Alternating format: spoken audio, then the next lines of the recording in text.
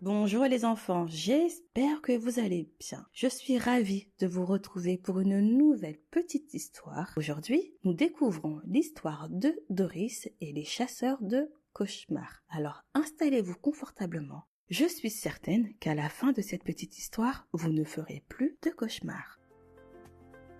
Il était à peine 20 heures. Blotti dans un bon lit douillet, Doris commençait à s'endormir. Seule dans sa chambre, située au premier étage de la grande maison familiale, elle commençait à rêver. Doris était une petite fille avec de longs cheveux roux, de beaux yeux verts en forme d'amande et un joli sourire.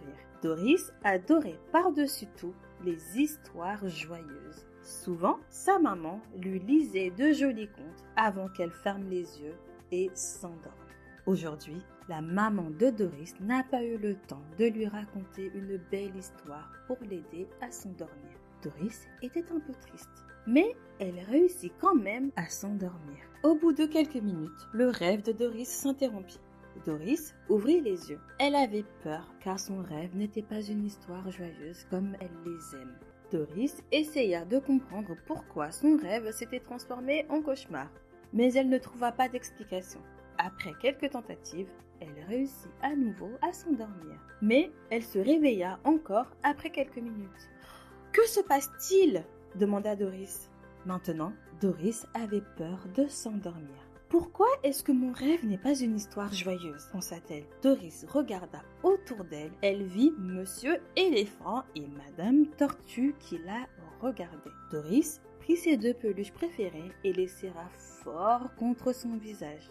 Peut-être qu'avec la compagnie de Madame Tortue et de Monsieur Éléphant, mes rêves seront plus beaux.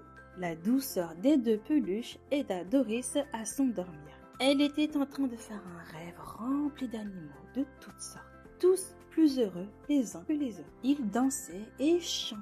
Le lendemain matin, Doris se réveilla heureuse quand sa maman vint lui déposer un baiser sur la joue. Doris était encore entourée de Madame Tortue et de Monsieur Éléphant.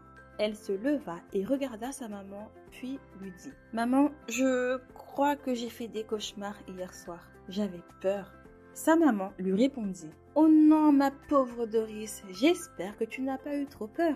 Tu sais, ce sont des choses qui arrivent.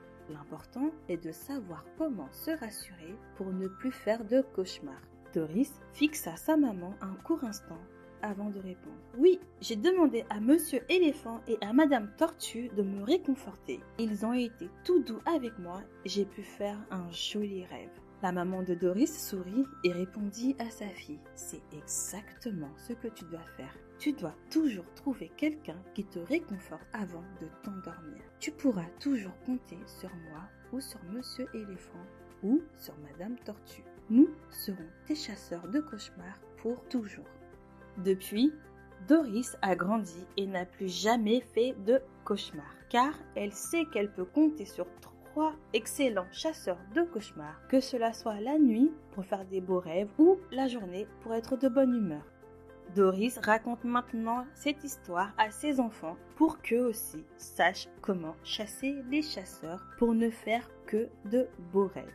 Il suffit de penser fort aux personnes que nous aimons. Voilà les enfants, c'est la fin de cette histoire. J'espère qu'elle vous aura plu et que désormais vous ne ferez plus de cauchemars. Je vous dis à très vite pour une nouvelle petite histoire.